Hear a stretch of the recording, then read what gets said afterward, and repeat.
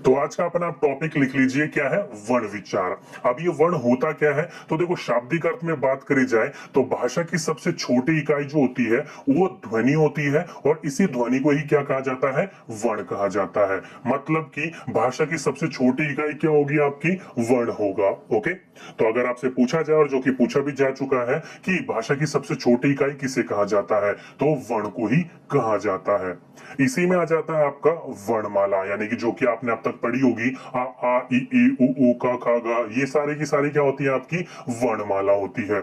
जिसको सरल शाब्दिक रूप में आज तक हमने जो पढ़ा है वो क्या पढ़ा है? कि वर्णों के व्यवस्थित समूह को, या फिर वर्णों के क्रमबद्ध समूह को, दोनों में से कुछ भी आप तक पढ़ सकते हो। आप कहां पर आपने जो बचपन से आप तक हमें पढ़ाया गया है वो यही पढ़ाया गया है कि वर्णों के व्यवस्थित समूह को ही क्या कहा जाता है? वर्णमाला कहा जाता है।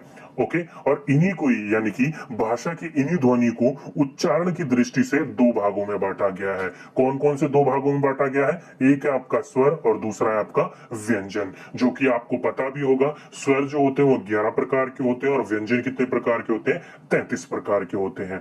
अब यहाँ पर दोनों को मिलाओगे तो दोनों बनते हैं आपके 44।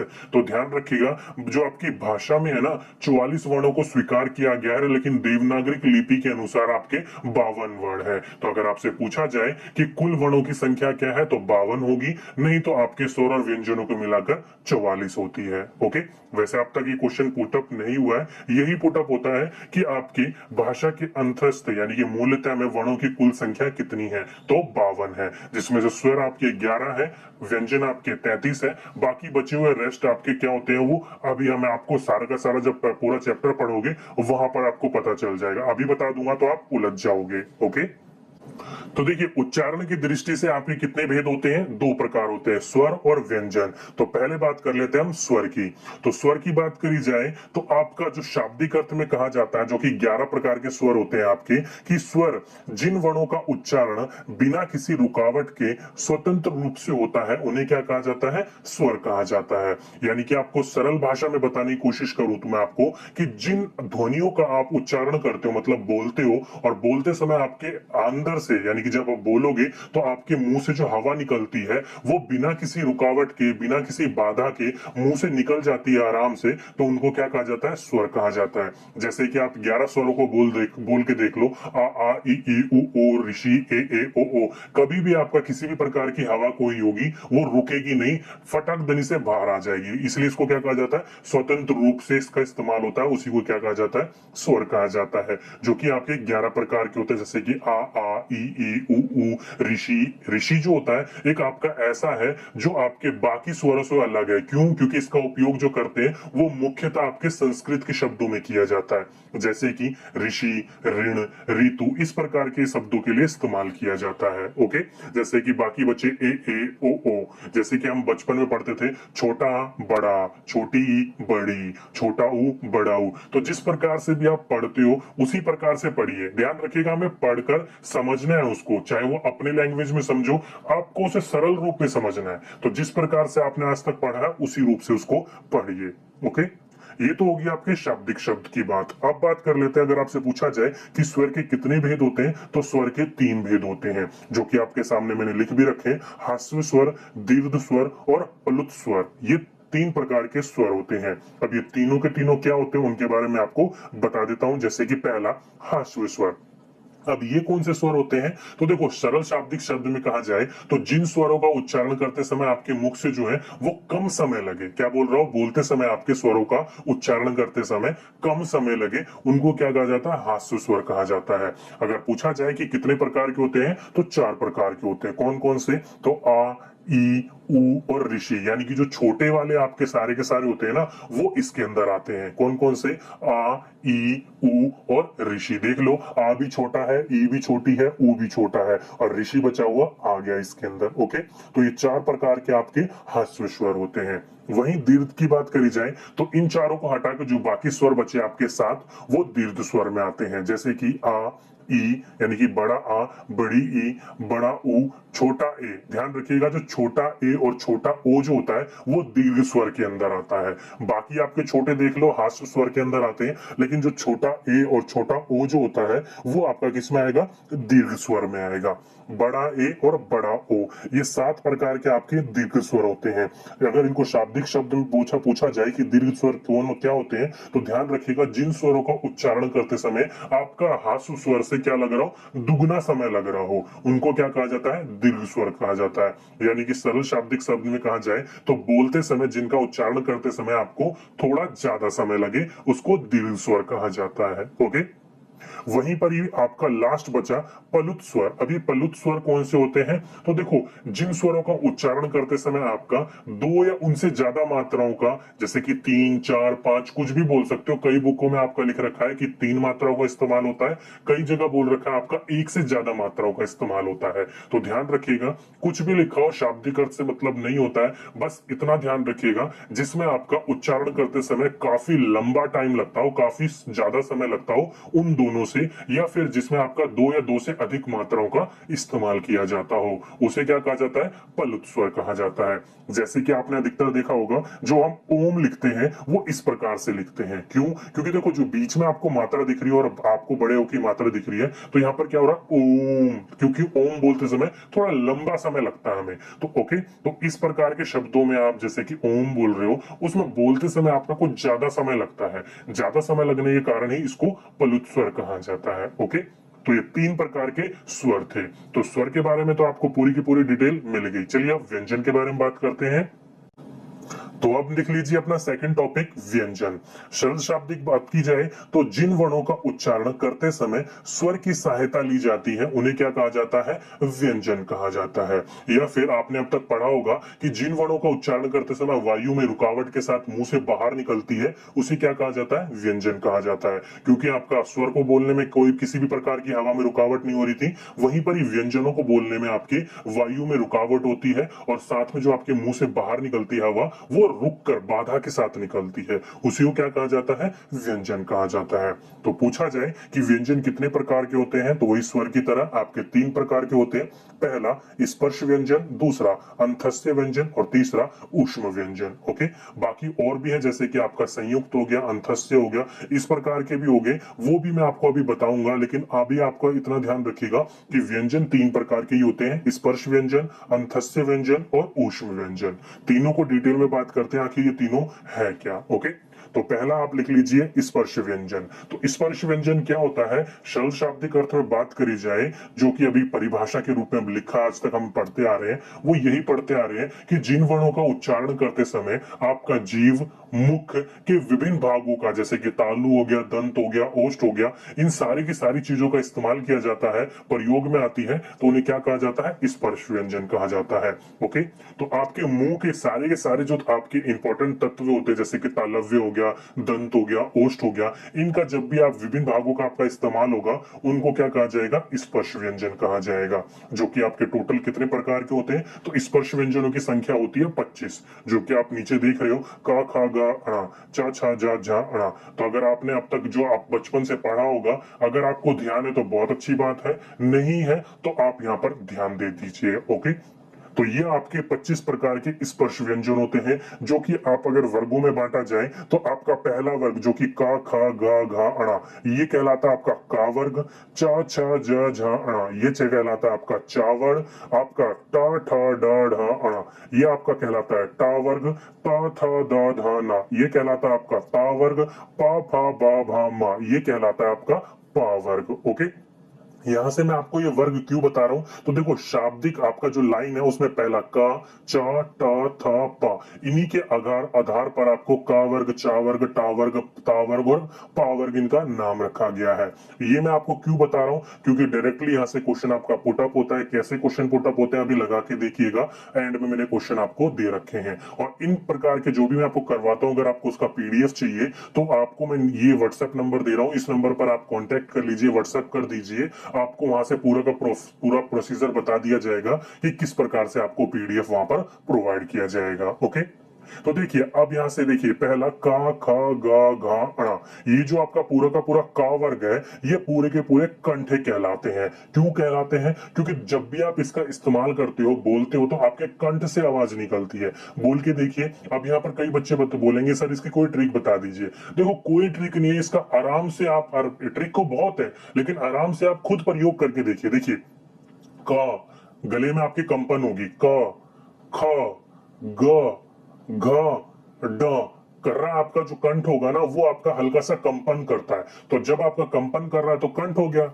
वहीं पर ये तालव्य। अब ये तालव्य जो होगा देखिए च छ ज झ अणा, जो आपका जीभ होगा ना, आपके जो ऊपर वाला हिस्सा होता है मुंह का, वो आगे वाला हिस्सा, ध्यान रखिएगा पीछे वाले हिस्से की बात नहीं कर रहा हूं, आगे वाले हिस्से से आपकी जीभ टकराएगी। बोल के देखिए च छ ज झ अणा। तो जीभ जब आगे वाले हिस्से से टकराएगी उसको क्या कहा जाता है? तालव्य कहा जाता है। वहीं पर ही मूर्ध्य या फिर मूर्धन्य लिखा आ सकता है। तो ट ठ ड ढ, तो अब जीभ देखिए आपकी फोल्ड होकर पीछे वाले हिस्से से टकरा रही होगी। तो पीछे वाले हिस्से से टकराएगी तो क्या कहलाएगा? मूर्धन्य कहलाएगा। वहीं पर ही त थ द ध, बोल के देखिए आपकी जीभ जो होगी वो दांत पर टकराएगी। दांत पर बिना टकराए आप बोल नहीं सकते इनको, इसलिए इनको दंते कहा जाता है। वहीं पर ही प फ ब भ म, बोल के देखिए आपके जो होंठ होंगे ना दोनों चिपकेंगे फिर खुलेंगे, चिपकेंगे खुलेंगे, इसलिए इनको ओष्ठ कहा जाता है। सिंपल सी बात है, कंठ से आवाज निकली तो कंठ, मुंह के आगे वाले हिस्से पर जीभ टच हुई तो तालव्य, पीछे वाले हिस्से पर टच हुई तो मूर्धन्य, दांत पर टच हुई तो दंते, और होंठ आपस में चिपके तो ओष्ठ। सिंपल सा है, बोल के देखिएगा आपको आराम से वहां पर उसका पता चल जाएगा।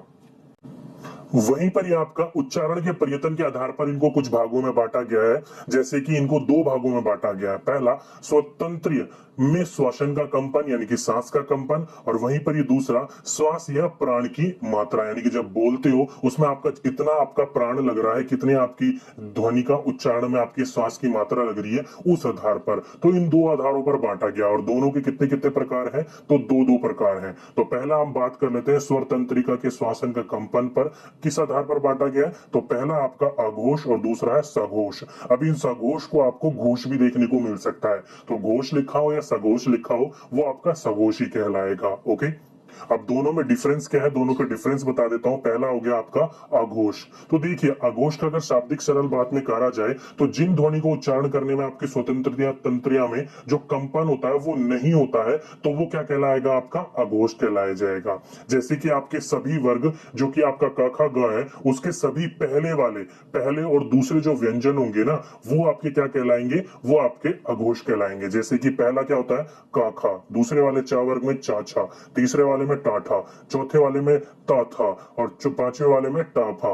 ये आपके जो आपके शुरू के पहला और दूसरा जो होता है वो क्या कहलाएगा? आपका अघोष कहलाएगा। और उसके साथ साथ में शा शा शा और फा, ये जो कहलाएंगे आपके, ये भी अघोष कहलाएंगे। ओके, वहीं पर ही सघोष की बात करी जाए तो सभी वर्ग का जो तीसरा चौथा और पांचवा वर्ण होगा ना, अब ये तीसरा चौथा पांचवा वर्ण कौन सा हो गया? जैसे कि का वर्ग में ग घा अणा हो गया, तीसरा चौथा पांचवा हो गया।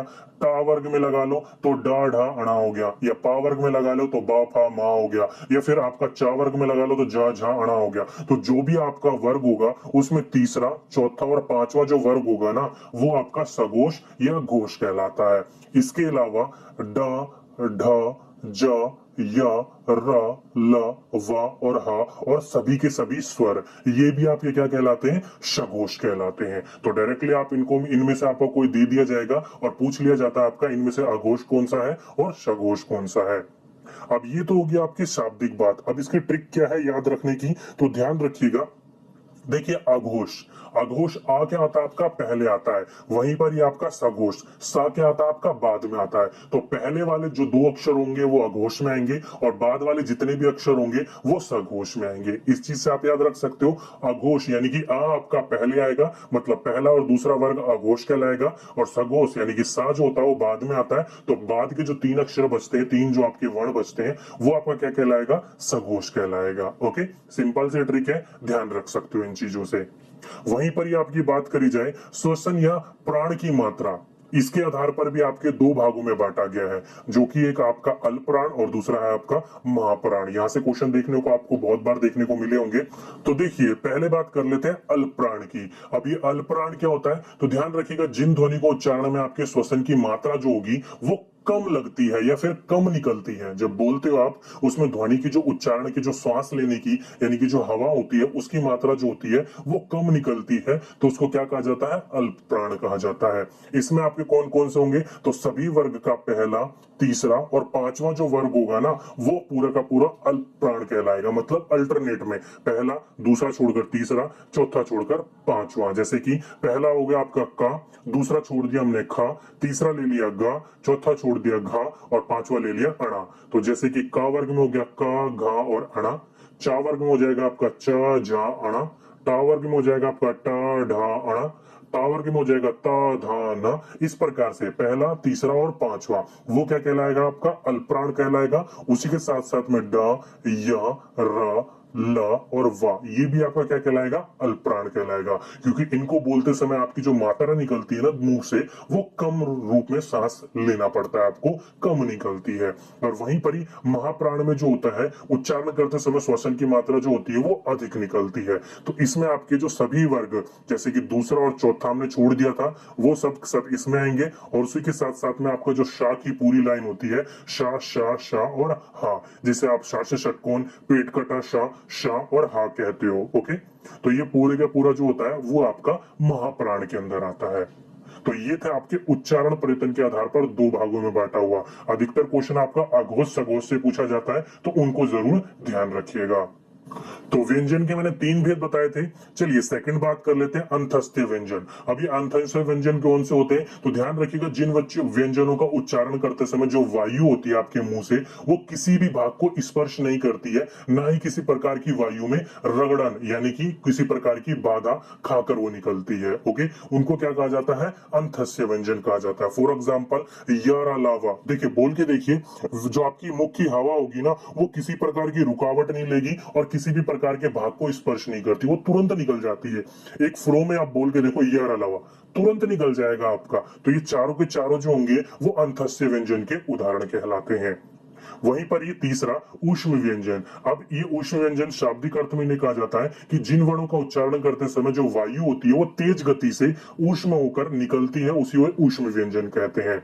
जैसे कि श, श, श और हा। ये देखो आपका उच्चारण आप करते समय क्या होगा, आपके मुंह से देखिए तेज हवा में, तेज रूप में हवा निकलेगी। जैसे कि श निकली, वहीं पर ही श निकली, वहीं पर ही श निकल रही है, वहीं पर ही ह।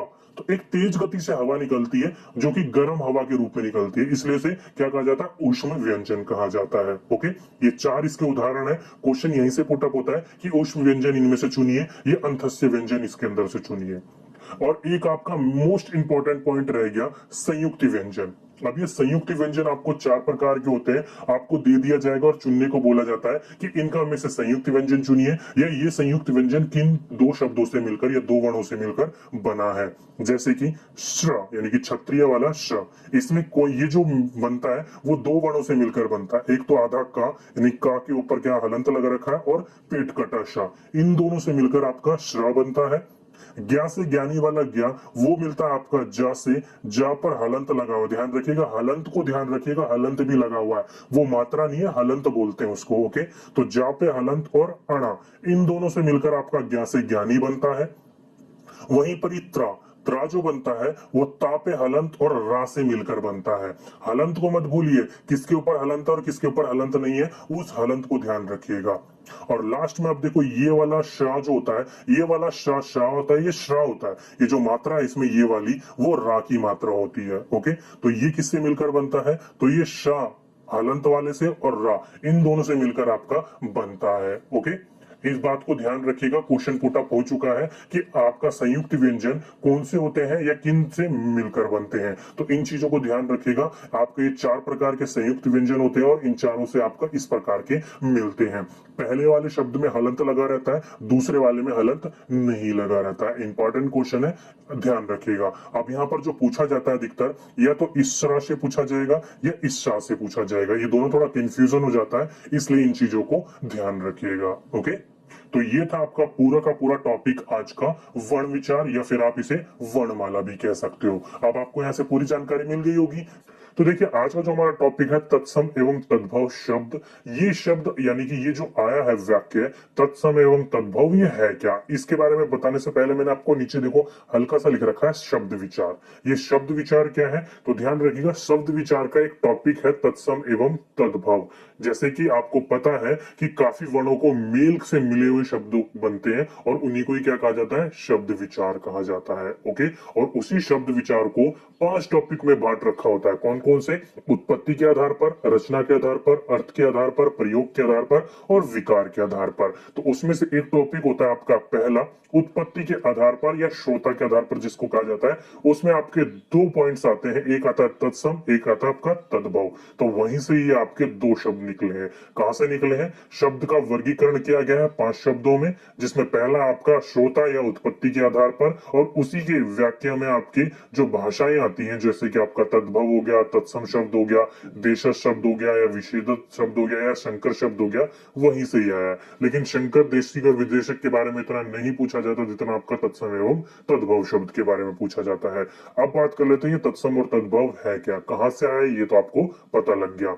पहले बात कर लेते हैं तत्सम शब्द की। तो ध्यान रखिएगा तत्सम शब्द संस्कृत के 2 शब्द तत् प्लस सम से मिलकर या मेल से बना है, जिसका अर्थ क्या होता है, उसके समान। किसके समान, संस्कृत के समान। शाब्दिक अर्थ तो आपका ये हो गया, लेकिन सरल भाषा में कही जाए तो जिन संस्कृत शब्दों का ज्व का त्व हिंदी में प्रयोग किया जाता है उसे तत्सम शब्द कहते हैं। यानी कि आपके जोन से शब्द संस्कृत से सीधे डायरेक्ट उठाकर हिंदी में प्रयोग किए जाते हैं बिना किसी परिवर्तन के, ज्व का तो आपका इस्तेमाल किया जाता है आपका हिंदी में, उसी को क्या कहा जाता है, तत्सम शब्द कहा जाता है। एग्जाम्पल के तौर पर, उदाहरण के तौर पर, जैसे कि जल, जल को आप आजकल क्या कहते हैं, पानी। अग्नि क्या कहते हैं, आग। वृक्ष पेड़। वायु हवा। कमल, कमल को आज भी कमल ही कहते हैं, लेकिन कुछ शब्दों को परिवर्तित कर दिया, जैसे जैसे कि दुग्ध, जिसको आप क्या कहते हैं, दूध कहते हैं। इस प्रकार के शब्दों को आज क्या कहा जाता है, संस्कृत के शब्द ये सारे उठाकर हिंदी में प्रयोग किए जाते हैं एज इट इज, सेम, बदला नहीं गया है। ध्यान रखिएगा, अगर बदला जाए तो तद्भव हो जाता है, इन्हें बदला नहीं गया है, बिल्कुल ज्यों का तो ही इस्तेमाल करा जाता है, तो उसी को क्या कहा जाता है, तत्सम शब्द कहा जाता है।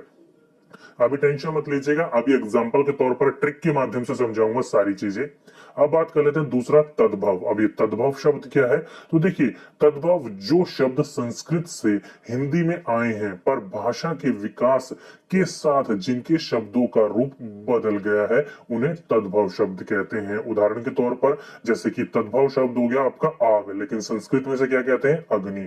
तो आग को संस्कृत के अग्नि का परिवर्तित रूप करा गया है। होठ, होठ को हिंदी में तो होठ कहते हैं, लेकिन संस्कृत के ओष्ठ के शब्द से लिया गया है, ओष्ठ को परिवर्तित करके होठ कर दिया गया है। तो ये हो गया आपके तद्भव शब्द। आग, होठ कैसे शब्द है, तद्भव। अग्नि, ओष्ठ, जल, वृक्ष, वायु, कमल, दुग्ध, ये सारे के सारे शब्द हैं आपके तत्सम शब्द।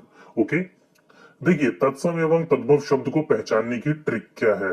ट्रिक नंबर 1, आपको जहां पर भी शब्द में विसर्ग, विसर्ग जैसे कि जो सिंबल मैंने आपको बता रखा है 2 डॉट, यानी कि ये जो 2 डॉट होते हैं, ये 2 डॉट होते हैं आपके विसर्ग के। ओके, तो विसर्ग का प्रयोग केवल संस्कृत शब्द में होता है जो हिंदी में उसी रूप में प्रचलित होते हैं। तो जहां पर आपको विसर्ग दिख जाए जिस शब्द के एंड में, वो समझ लीजिएगा कौन सा शब्द होगा आपका, तत्सम शब्द होगा। जैसे कि केशव, देखो लास्ट में विसर्ग लगा हुआ है तो संस्कृत शब्द है जिसको हिंदी में केशव कर दिया गया है।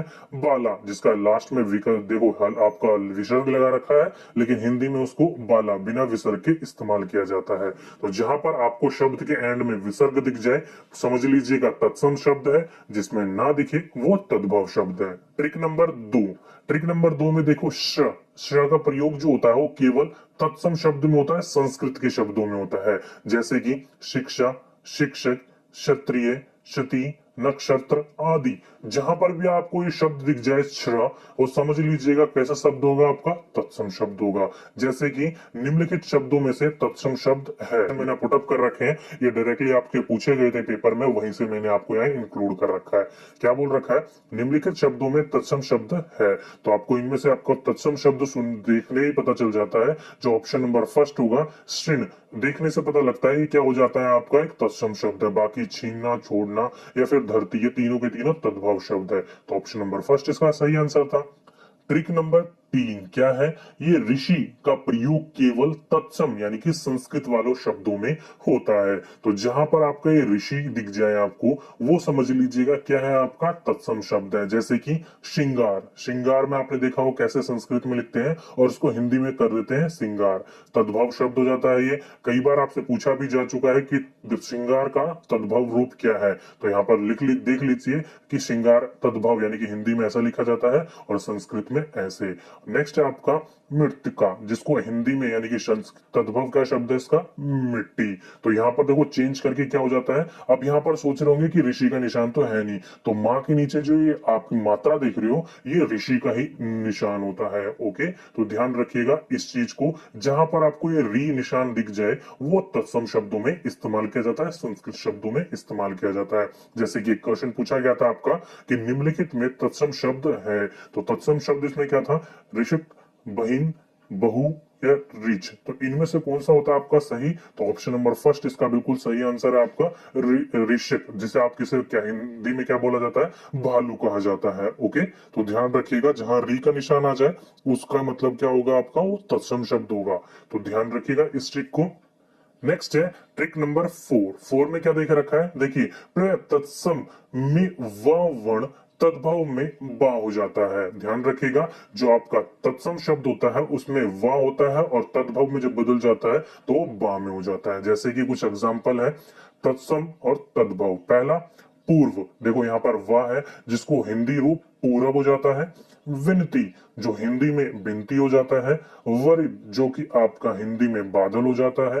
वर्षा, जो कि हिंदी में बरसात हो जाता है। तो ये कुछ एग्जांपल आपके सामने ही है कि प्रे जो तत्सम में वा होता है उसका तद्भव में बदलकर बा हो जाता है। जैसे कि निम्नलिखित में तद्भव शब्द है, तो इनमें से आपको वो चुनना है जो कि तद्भव शब्द हो। तो उपवास आपका तत्सम है, अवगुण आपका तत्सम है, नेक्स्ट है आपका अवतार, ये भी तत्सम है, और लास्ट है आपका फोर्थ अमीय, तो ये क्या होता है आपका, ये आपका तद्भव रूप है। तो जहां पर आपका व दिख जाए वो अधिकतर ध्यान रखिएगा तत्सम शब्द में इस्तेमाल किया जाता है, क्योंकि तत्सम में जो आपका व होता है वो तद्भव में परिवर्तित होकर ब हो जाता है। तो ऑप्शन नंबर फोर्थ इसका सही आंसर था, तद्भव शब्द है ये आपका।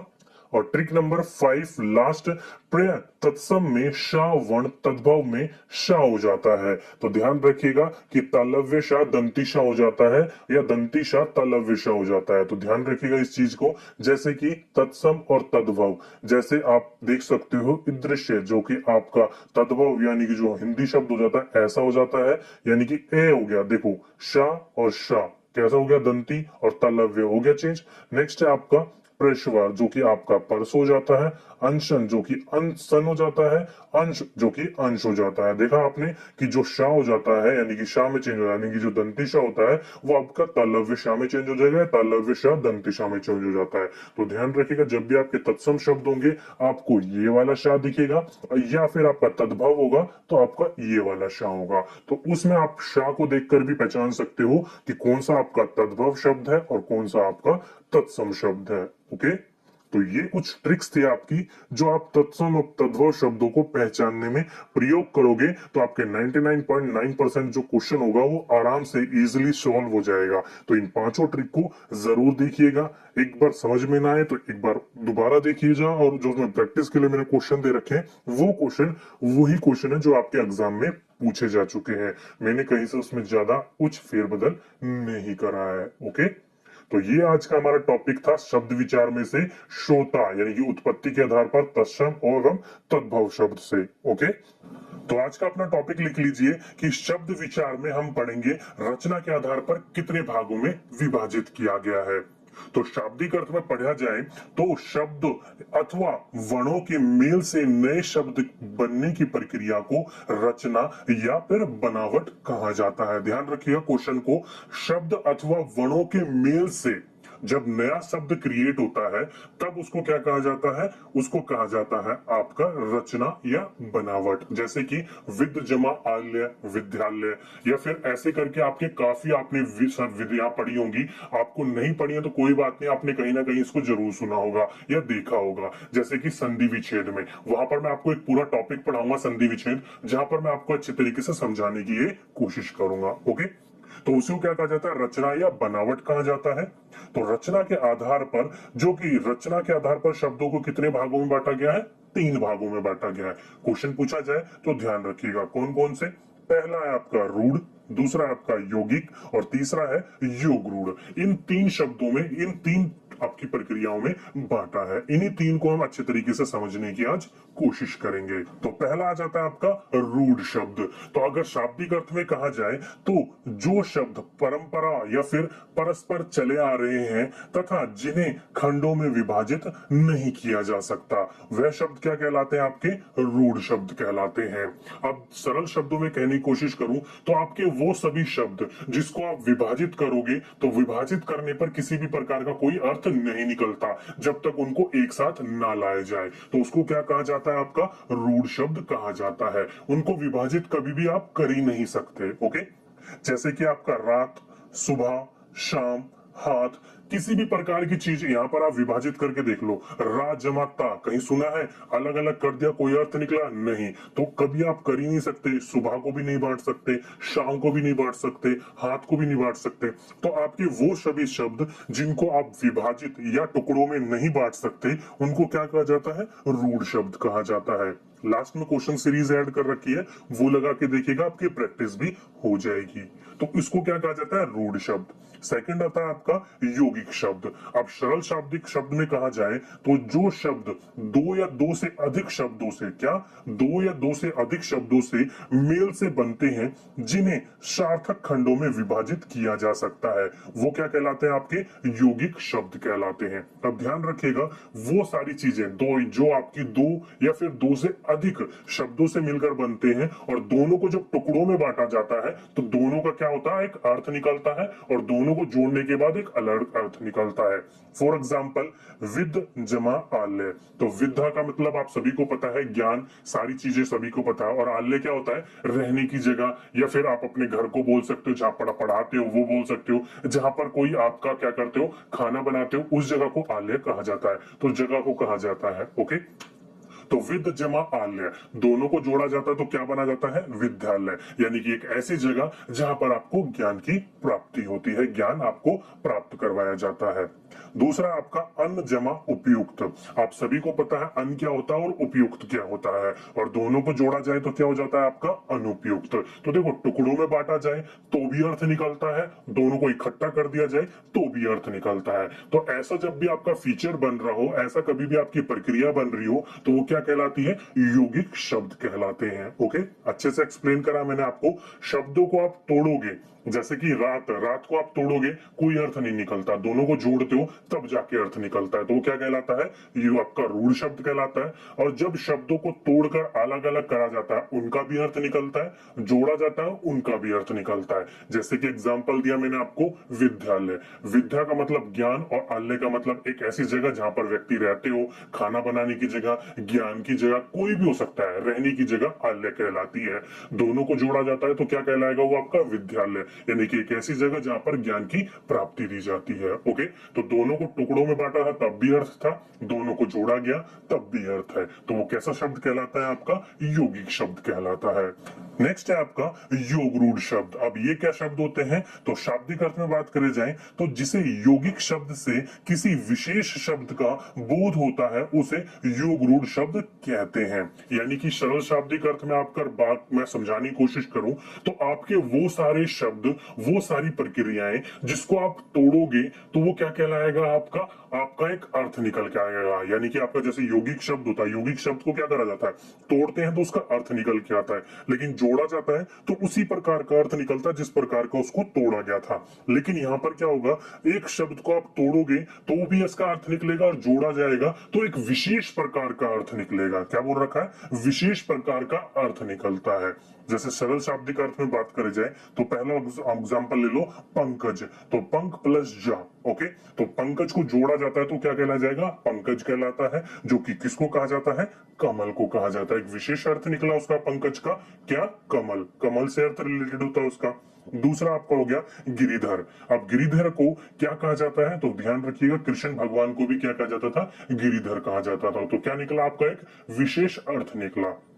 तीसरा आपका दशानंद, यानी कि आपका किसको दशानंद कहा जाता था, रावण को कहा जाता था। तो दश यानी कि दश हो जिसके सर, उसको क्या कहा जाता है, दशानंद। और कौन है वो, रावण है। तो एक शब्द का एक विशेष अर्थ निकल रहा हो उसको क्या कहा जाता है, आपका योग रूढ़ कहा जाता है। अगर आपका एक सरल शब्दिक ट्रिक के रूप में बताया जाऊं तो ध्यान रखिएगा, यहाँ पर आपके वो सारे शब्द आते हैं जो कि क्या होते हैं, भगवान से रिलेटेड होते हैं। जैसे कि चतुर्भुज हो गया, दशानंद हो गया, गिरिधर हो गया, नीलकंठ हो गया। इस प्रकार के जो शब्द होंगे ना आपके, वो सारे के सारे क्या होते हैं, योग रूढ़ में कहलाते हैं, क्योंकि उनका जो एक अर्थ होता है एक विशेष रूप से निकलता है, जो कि क्या होता है, आपके अधिकतर 99.9% भगवान से रिलेटेड होते हैं आपके, ओके।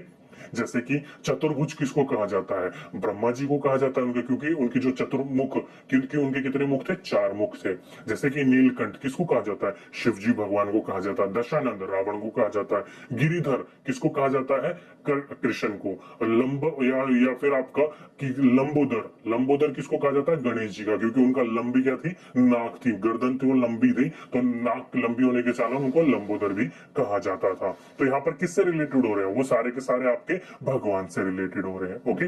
तो जहां पर आपके विशेष अर्थ निकलता हो वो क्या कहलाते हैं, योग रूढ़ शब्द कहलाते हैं, ओके। तो ये 3 प्रकार के भागों में बांटा गया था रचना के आधार पर। तो आज का हमारा टॉपिक क्या है, तो लिख लीजिए, आज का हमारा टॉपिक है संज्ञा। तो देखो, संज्ञा जो है आपकी, जो हमने बचपन से जो बुकों में पढ़ा है और जो हमें रटाया गया है, वो यही रटाया गया है कि किसी भी वस्तु या व्यक्ति या फिर स्थान या भाव का बोध कराने वाले शब्द को क्या कहा जाता है, संज्ञा कहा जाता है। ये वाला आपने देखा होगा हर जगह कि किसी भी व्यक्ति, वस्तु या स्थान को बोध कराने वाले वस्तु को या फिर शब्द को क्या कहा जाता है, संज्ञा कहा जाता है। बचपन से आज तक हमें रटवाया जाता है और हम उस चीज को रट भी जाते हैं, लेकिन समझ नहीं पाते आखिर है क्या। तो देखो, सरल भाषा में आपको मैं कहा हूं तो किसी भी स्थान, व्यक्ति या फिर भाव कराने वाले शब्दों को, या किसी व्यक्ति का नाम, स्थान का नाम जो होता है वो संज्ञा कहलाती है। किसी भी चीज का नाम लगा लो, ओके। बस आप एक चीज ध्यान रखिएगा, किसी भी चीज का नाम हो जो, वो नाम क्या कहलाता है, संज्ञा। चाहे वो व्यक्ति हो, चाहे वो बच्चा हो, चाहे वो किसी भी प्रकार का कोई भी हो, वो क्या कहलाएगी, राम श्याम गीता, सब क्या है, एक नाम है। और नाम क्या होता है, संज्ञा होती है, ओके। तो सरल शाब्दिक अर्थ में आपको समझने के लिए याद रख लीजिए कि किसी भी चीज का नाम जो होगा वो क्या कहलाएगी, संज्ञा कहलाएगी। आपके हाथ में जितने नाम गिन सकते हो गिन लीजिए, और वो सारे के सारे क्या होते हैं, संज्ञा होते हैं। और अगर आपसे पूछा जाए कि संज्ञा के कितने भेद होते हैं, कितने प्रकार होते हैं, तो संज्ञा के आपके 3 भेद होते हैं, जो कि कौन कौन से होते हैं, व्यक्तिवाचक संज्ञा, जातिवाचक संज्ञा और भाववाचक संज्ञा। ये 3 संज्ञा होती है आपके भेद उनके, और इन्हीं तीनों संज्ञा से आपके क्वेश्चंस पूछे जाते हैं, और इन्हीं तीनों को मैं आपको अच्छे से एक्सप्लेन करके बताता हुआ चलूंगा। तो चलिए पहला समझ लेते हैं, व्यक्तिवाचक संज्ञा। अब देखो, नाम से ही पता लग जाता है जो किस चीज का बोध करा रहा हो, वो व्यक्ति का, यानी कि व्यक्तिवाचक संज्ञा, ओके।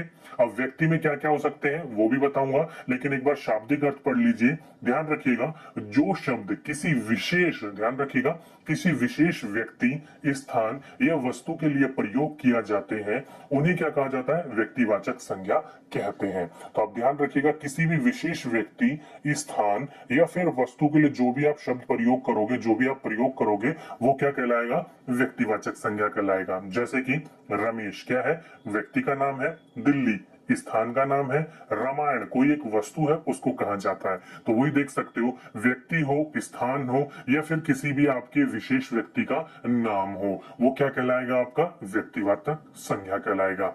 अभी आपको बस इतना ध्यान रखना है कि किसी भी व्यक्ति, स्थान या वस्तु को क्या कहा जाएगा, वो व्यक्तिवाचक संज्ञा कहा जाएगा। ओके, चलिए दूसरा क्या है आपका, जातिवाचक संज्ञा।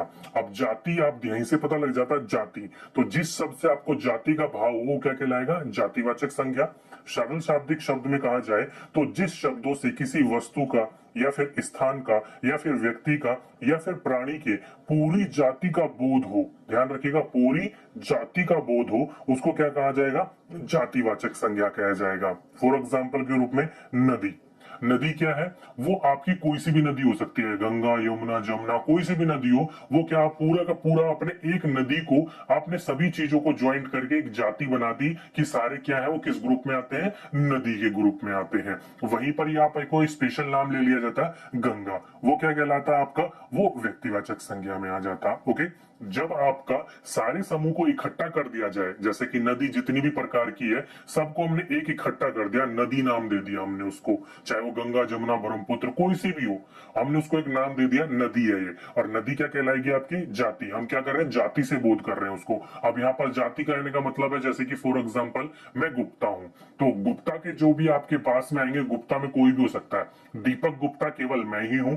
गुप्ता में कई गुप्ता होते हैं। ओके, तो जितने भी है, चाहे वो अभिषेक गुप्ता है, चाहे वो गणेश गुप्ता है, चाहे वो दीपक गुप्ता है, चाहे वो पवन गुप्ता है, वो क्या हो गया, गुप्ता कह रहा है तो क्या कह रहा है, एक जाति है, और वो अलग से एक नाम पुकार रहा है तो क्या है, व्यक्तिवाचक संज्ञा है।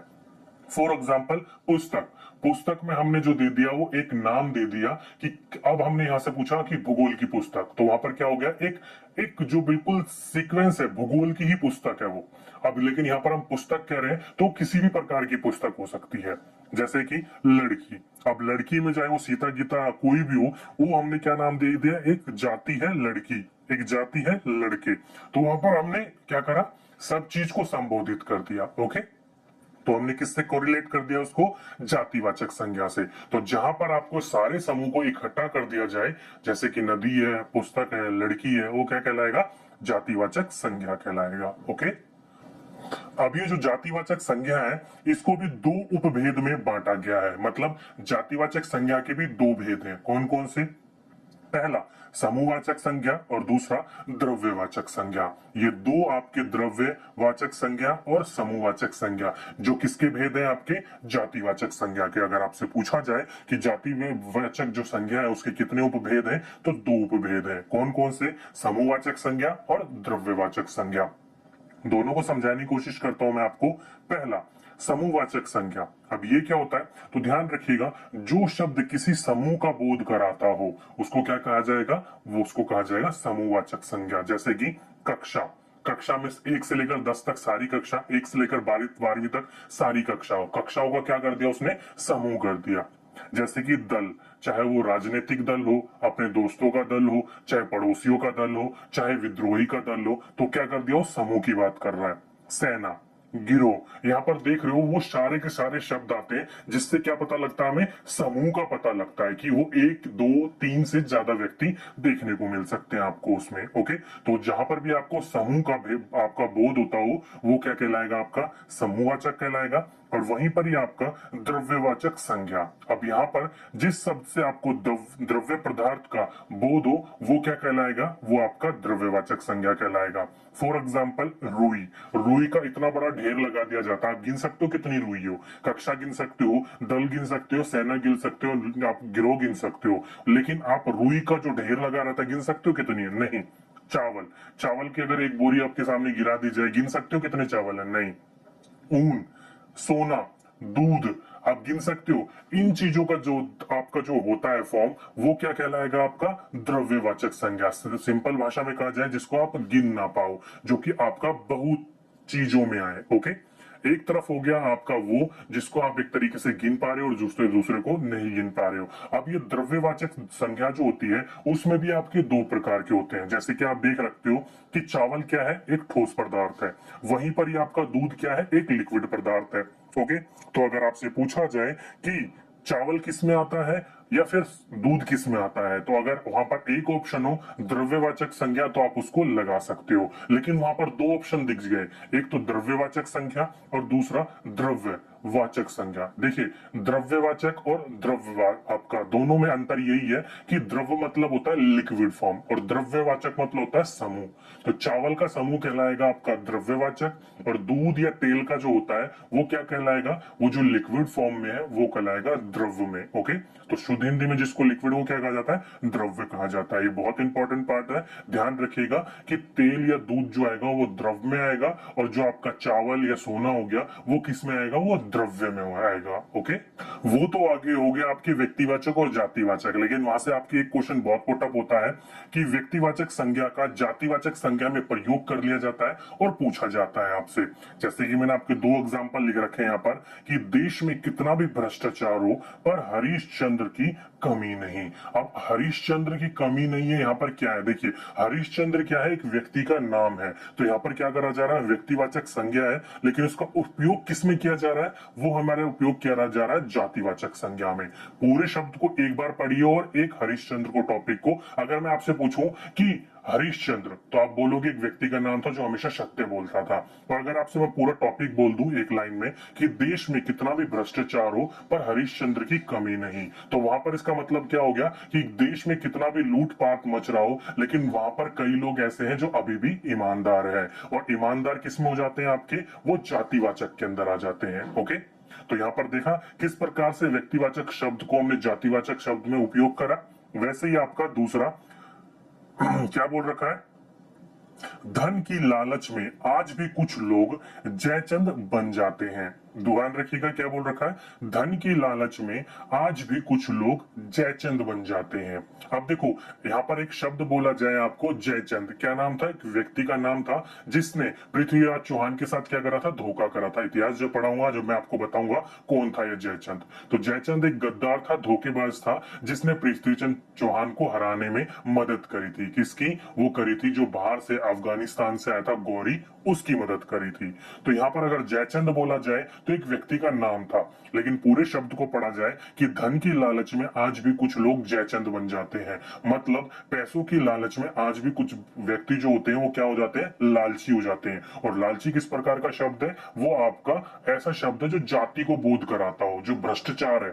जयचंद क्या था, भ्रष्टाचार था, एक भ्रष्ट व्यक्ति था। तो किस किसका बोध करा रहा है, हमारे जातिवाचक का बोध करवा रहा है। तो यही क्वेश्चन आपसे बीच में पुटअप कर दिया जाता है और आपसे पूछा जाता है कि हरीशचंद्र कैसा शब्द है या जयचंद कैसा शब्द है। ओके, वहीं पर ही पहला तो हमने पढ़ लिया व्यक्तिवाचक संज्ञा को जातिवाचक संज्ञा में किस प्रकार से प्रयोग किया जाता है। अब जातिवाचक संज्ञा को भी व्यक्तिवाचक संज्ञा के रूप में प्रयोग किया जा सकता है। जैसे कि महात्मा जी ने देश को सत्य और अहिंसा का पाठ पढ़ाया। अब महात्मा जी आप सभी को पता है कौन है, बापू सभी को पता है कौन है, नाम पढ़ने से पता चल जाता है। तो महात्मा जी क्या है, तो महात्मा जी अगर देखा जाए तो एक पूरा का पूरा जाति है जो कि महान लोगों को कहा जाता है। लेकिन वहीं पर ही एक अलग से देखा जाए तो किसको कहा जाता है, गांधी जी को। तो वहीं पर ही हमने पूरा किसको, महात्मा जी यानी कि जातिवाचक संज्ञा को किससे कोरिलेट कर दिया, व्यक्तिवाचक संज्ञा से यानी कि गांधी जी से। वहीं पर ही नेताजी ने आजाद हिंद फौज का नेतृत्व किया। अब नेताजी किसको कहा जाता है, आप सभी को पता है, नेताजी सुभाष चंद्र बोस को कहा जाता है। लेकिन नेताजी क्या है, नेताजी आपके आस पड़ोस के भी हो सकते हैं, आपके पॉलिटिकल पार्टी के जो आप जानते हो जिनको, वो भी हो सकते हैं। तो क्या है, एक जाति है। तो हमने नेताजी जातिवाचक संज्ञा को कैसे उपयोग में लाया गया है, व्यक्तिवाचक संज्ञा के रूप में लाया गया। अगर पूरे शब्द को पढ़ा जाए तो हमारा वो क्या है, जातिवाचक, लेकिन वो जो नेताजी को उठाया जाए तो किस प्रकार से उपयोग किया हमने, व्यक्तिवाचक संज्ञा के रूप में उपयोग करा। क्योंकि व्यक्तिवाचक में नेताजी कौन थे, एक ही व्यक्ति थे जो कि सुभाष चंद्र बोस थे। ओके, तो आप देख सकते हो किस प्रकार से घुमाया जाता है आपको व्यक्तिवाचक संज्ञा से जातिवाचक संज्ञा में या फिर जातिवाचक संज्ञा से व्यक्तिवाचक संज्ञा में। ओके, चलिए अब बात करते हैं लास्ट वाले की, भाववाचक संज्ञा। अब ये क्या होता है, तो जिन शब्दों से किसी गुण, स्थिति, दशा या भाव का बोध हो उसे भाववाचक संज्ञा कहते हैं। अगर आपको सरल शब्दों में कहा जाऊं, अगर समझाने की कोशिश करूं तो एक वर्ड में आपको पूरा का पूरा ये चीज याद हो जाएगा। कैसे, पहले आप एक बार एग्जांपल देख लीजिए, एकता, बुढ़ापा, दुखी, हंसी, आनंद। ये जो सारी की सारी चीजें क्या है, वो आपके भाव है, भाव आप प्रकट कर रहे हो, चाहे वो आपका बुढ़ापा हो, एकता हो, दुखी हो, हंसी हो, आनंद हो, वो क्या है, आपका एक भावना होती है, आपकी एक पूरा का पूरा भाववाचक संज्ञा के अंदर आता है। अगर सरल शब्दों में कहूं तो आपकी वो सारी चीजें यहां पर आएंगी जिसको आप छू नहीं सकते। एकता छू सकते हो? नहीं। बुढ़ापा? नहीं। दुखी? नहीं। हंसी? नहीं। आनंद? नहीं। किसी भी प्रकार की चीज हो जिसको आप मैं छू नहीं सकते, महसूस कर सकते हो, वो कहां पर आएगा? भाववाचक संज्ञा में आएगा। और भाव आपको महसूस करना ही क्या कहलाता है? भावना कहलाती है, भाववाचक संज्ञा उसी को ही कहा जाता है। सरल शब्दों में ध्यान रखिएगा, जिसको आप छू ना सको, जिसको आप महसूस करते हो, वो भाववाचक संज्ञा के अंदर आती है। ओके। और यहीं पर ही आपसे एक बार कई बार पूछ लिया जाता है कि भाववाचक संज्ञा की रचना बताइए। फॉर एग्जाम्पल, मानव क्या है? एक व्यक्तिवाचक, लेकिन मानवता किस बात की करी जा रही है कि इस व्यक्ति के अंदर दूसरों के प्रति मानवता है, या फिर लोगों के प्रति मानवता है। हमने क्या कर दिया? भावना से जोड़ दिया। जैसे कि मित्र मित्रता, पशु पशुता, स्त्री स्त्रीत्व, इंसान इंसानियत, सुंदर सुंदरता। तो यहाँ पर देखो, जो भी चीज है आपका व्यक्तिवाचक से जातिवाचक में बदल रहा है, तो यहाँ पर क्या करा जा रहा है? किसी ना किसी चीज को हम कोरिलेट कर देते हैं। ओके। जैसे कि व्यक्ति के अंदर अभी भी मानवता है, मित्रों में कई प्रकार की मित्रता देखने को मिलती है। या फिर पशुता, इसका व्यवहार कैसा है? पशुओता की तरह, मतलब एकदम पशुओं की तरह अपने बारे में सोचता है, दूसरों के बारे में नहीं सोचता है। तो किसी भी रचना को हम भाववाचक संज्ञा में बदल सकते हैं। कैसे? या फिर हमें पहचान करने के लिए हमें बोल दिया जाता है कि निम्नलिखित में से कौन सी भाववाचक संज्ञा की रचना है। तो ध्यान रखिएगा, 99.9% एक ट्रिक बता देता हूं आपको, बिल्कुल सही होगा। जब भी आप शब्द के आखिरी में आधा ता वा देखो, या ता और आ की मात्रा देखो, क्या आधा ता वा देखो या ता और आ की मात्रा देखो, तो वो आपका 99% वो क्या कहलाएगा? वो आपका भाववाचक संज्ञा कहलाएगा। आप देख सकते हो, मानवता तार है, मित्रता तार है, पशुता तार है, स्त्रीत्व आधा ता वार है, इंसानियत तार है, सुंदरता तार है। तो हमेशा 99.9% आपके भाववाचक संख्या के आखिरी में आपको ये ता या फिर आधा ता और वा देखने को मिलेगा। ओके। तो ये था आपका पूरा का पूरा थियोटिकल पोर्शन। तीनों संज्ञा मैंने अच्छे से आपको समझाई है। तो आज का हमारा टॉपिक क्या है? तो लिख सकते हो आप स्वरनाम। ओके। तो स्वरनाम है आज का हमारा टॉपिक। अगर आपसे पूछा जाए कि स्वरनाम आखिर होता क्या है, तो आज तक जो हम पढ़ते आ रहे हैं, बुकों में जो हमें रटवाया जा रहा है बचपन से, वो यही रटवाया जा रहा है कि जिन शब्दों का प्रयोग संज्ञा के स्थान पर किया जाता है, उसे क्या कहा जाता है? स्वरनाम कहा जाता है। अब संज्ञा क्या था? तो किसी भी स्थान, वस्तु या व्यक्ति के बोध कराने वाले शब्दों को क्या कहा जाता है? संज्ञा कहा जाता है। जो कि सरल भाषा में मैंने आपको बताया था कि किसी भी चीज का नाम क्या कहलाता है? संज्ञा कहलाता है। चाहे वो राम हो, सीता हो, गीता हो, गंगा हो, यमुना हो, जमुना हो, वो क्या है? आपकी संज्ञा है। आप उसकी जगह पर आप कोई अन्य शब्द यानी कि इस्तेमाल करते हो, तो वो क्या कहलाएगा? आपका स्वरनाम कहला जाएगा। ओके। अब ये स्वरनाम जो होते हैं, जैसे संज्ञा 3 भेद होते हैं संज्ञा में, और कई बच्चे कहते हैं सर 5 भेद होते हैं। वो 5 नहीं, 2 उपभेद होते हैं उसके। ओके। वैसे ही स्वरनाम के कितने भेद होते हैं? 6 भेद होते हैं। कौन कौन से? पहला प्रश्नवाचक स्वरनाम, दूसरा निश्चयवाचक स्वरनाम, तीसरा अनिश्चयवाचक स्वरनाम, नेक्स्ट है निजीवाचक स्वरनाम, फिफ्थ है संबंधवाचक स्वरनाम, और सिक्स्थ है आपका प्रश्नवाचक स्वरनाम। तो ये 6 प्रकार के स्वरनाम होते हैं, और इन्हीं 6 प्रकार के स्वरनामों को मैं आपको विस्तारित में बताऊंगा कि किस प्रकार से आपका ये पूरा का पूरा पोर्शन है, और किस प्रकार से आपका पोर्शन यहाँ से क्वेश्चन पुटअप होता है। ओके। तो पहला लिख लीजिए अपना पुरुषवाचक स्वरनाम। तो इसको शाब्दिक अर्थ में इसको क्या कहा जाता है? तो जिन स्वरनामों का प्रयोग वक्ता यानी कि जो बोलता है वो, यानी कि जैसे मैं क्या हूं? वक्ता हूं, अपने लिए, श्रोता के लिए एवं किसी अन्य के लिए करता है, वो पुरुषवाचक स्वरनाम कहलाता है। यानी कि सरल शाब्दिक अर्थ में कहा जाए, कोई भी स्वरनाम का प्रयोग, जैसे कि वक्ता मैं, आपका श्रोता यानी कि सुनने वाला, सामने वाला, या फिर किसी और व्यक्ति की हम बात कर रहे हैं, तो तीनों चीज का जब आप इस्तेमाल करते हो, किसी का एक का भी उनमें से, तो वो क्या कहलाता है? आपका पुरुषवाचक स्वरनाम कहलाया जाता है। अगर आपसे पूछा जाए कि पुरुषवाचक स्वरनाम कितने प्रकार के होते हैं, तो पुरुषवाचक स्वरनाम जो होते हैं वो आपके 3 प्रकार के होते हैं। कौन कौन से? उत्तम पुरुष, मध्य पुरुष और अन्य पुरुष स्वर नाम। ओके, तो ये तीन प्रकार के आपके स्वर नाम होते हैं पुरुषवाचक के अंदर। अब ये तीनों को मैं आपको अच्छे से डिटेल में समझाने की कोशिश करता हूं और इन्हीं तीनों को मिलाकर पुरुषवाचक स्वर नाम बनता है। पहली बात कर लेते हैं हम उत्तम पुरुष। अब उत्तम पुरुष कहने का मतलब है कि खुद मेन जो पर्सन है उसकी बात करी जा रही है। जैसे कि यहाँ पर आपके कीवर्ड जो देखने को मिलेंगे वो मिलेंगे मैं, मुझे, हम, हमें, या फिर इसके अलावा मुझको, मेरा, हमारा, हमको, ये जो सारी चीजें आती है ना, यानी कि जब अपने आप की बात करी जा रही हो वो क्या कहलाएगा, आपका उत्तम पुरुष कहलाएगा।